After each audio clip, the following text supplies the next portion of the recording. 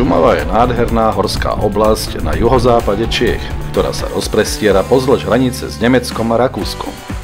Je jednou z najkrajších aj najzachovalejších prírodných oblastí v Českej republike a patrí medzi najväčšie lesné komplexy v strednej Európe. Od roku 1991 je veľká časť Šumavy chránená ako národný park. Spolu s nemeckým Bavorským lesom tvorí jednu z najväčších súvislých prírodných oblastí v Európe.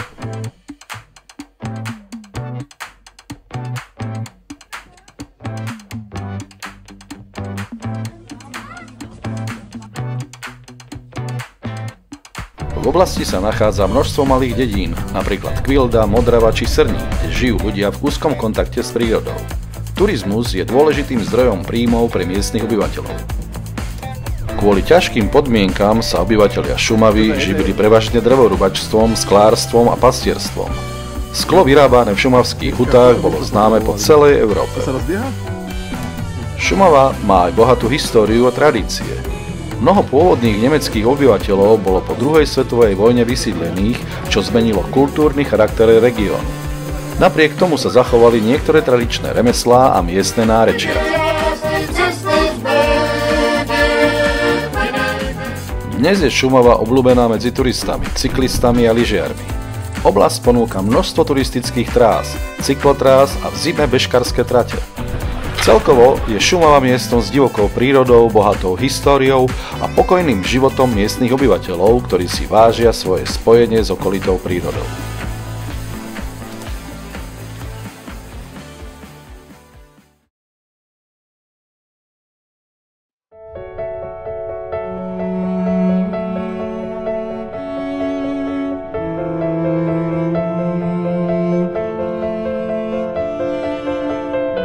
Vodný mlyn v Osloviciach, prvýkrát spomínaný v roku 1352, je jedným z najstarších zachovaných mlynov v Česku. Nachádza sa 17 km juhozápadne od Strakonic pri Oslovickom potoku. Areál tvorí mlyn s obytnou časťou s chlievom, skôlňou a stodolou. Od roku 1829 patril rodine Harantovcov, posledným mlynárom, ktorých príbeh odráža život v izolácii počas komunistického režimu. Rodina Harantovcov žila v mlyne tradičným spôsobom života, odmietajúc moderné technológie a spoločenské zmeny. Počas komunistického režimu sa izolovali od spoločnosti, nemali občianske preukazy, neplatili dane a nevyužívali štátne služby. Ich životný štýl bol výnimočný a autentický, čo prispelo k zachovaniu mlyna v pôvodnom stave. A v létě měla postel nahoře a v zimě jí snesli postel dolů a spali všichni tam, protože by tam nahoře zmrzla.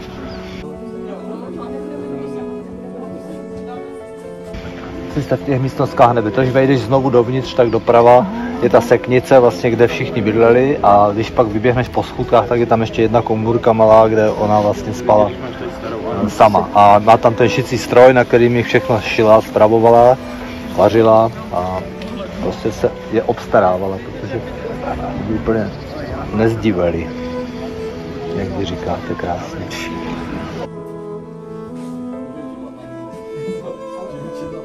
Po smrti posledného majiteľa Karla Haranta v roku 2004 mlyn odkúpil Juhočeský kraj a od roku 2005 je spravovaný Múzeom stredného Poltavy v Strakoniciach. Dnes slúži múzeum, ktoré prezentuje tradičný spôsob života a remeslá šumavského Podlesia. Oslovecký mlyn na Šumave je otvorený sezónne od 1. apríla do 31. októbra. Otváracie hodiny sa líšia podľa obdobia. Apríl, máj, september a október, v útorok až v nedeľu, vrátane sviatkov, je otvorený od 9. do 16. hodiny. V júni až auguste je otvorený denne, vrátane sviatkov od 9. do 17. hodiny.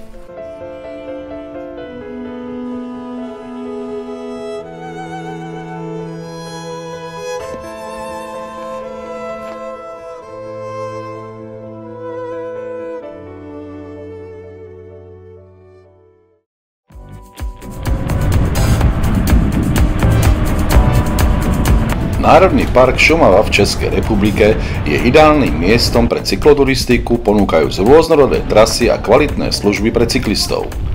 Trasy sú dobre značené a rozdelené podľa náročnosti. Nájdeme tu jednoduché trasy vhodné pre rodiny s deťmi, ako aj náročnejšie horské cesty pre skúsených cyklistov. Trasy vedú cez husté lesy okolo rašelinísk, riek a historických miest. Jednou z obľúbených trás je časť Eurovelo 13, železná opona, ktorá ponúka výhľady na hranicu s Nemeckom a historické pamiatky. V oblasti nájdeš viacero požičovní, ktoré ponúkajú rôzne typy bicyklov, vrátane tých elektrických. Ceny prenájmu sa pohybujú od 200 do 400 českých korún za deň, v závislosti od typu bicykla. Samozrejme, ak sa rozhodnete pre dlhšiu trasu, je potrebné mať vo svojej výstroji aj nejaké tie nástroje na opravu ľahkých porúch. Ak ich nemáte, Šumavský národný park vám ponúka nástroje všetkých rozmerov a kvalít. Ale však... Za mladá som nič takéto nie. Za mladá som také drsné. Ale tie materiály boli kvalitnejšie. V Národnom parku je povolené používať elektrické bicykle s výkonom do 1 kW a s maximálnou rýchlosťou 25 km za hodinu. Je však dôležité, aby ste počas jazdy šliapali do pedálov. Úplne automatický pohon bez šliapania nie je na cyklotrasách povolený.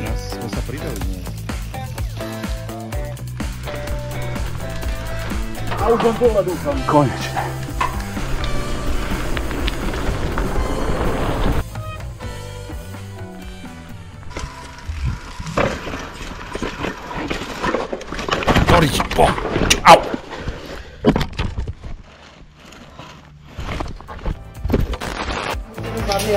A vyčerpol kamarád nejaké, ako sa nazývaš? Na hovno. A keď sa vám aj stane nejaká tá nehoda, je fajn mať pri sebe dobrých kamarátov, ktorí vás nejako dopravia z lesa von a zabezpečia kvalitné ošetrenie. A ako je tu dobrým zvykom, na dobrej a kvalitnej pohotovosti v Strakoniciach.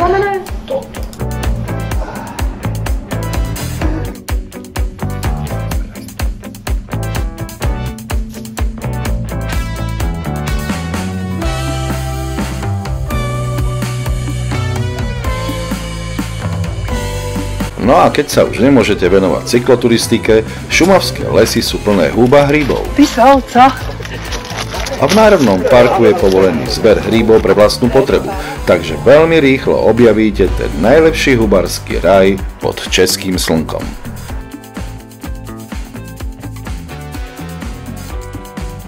Národný park Šumava je jednoducho miestom pre všetkých tých, ktorí majú radi prírodu, šport, kvalitnú gastronómiu, kultúru či príjemnú zábavu. A to platí celoročne.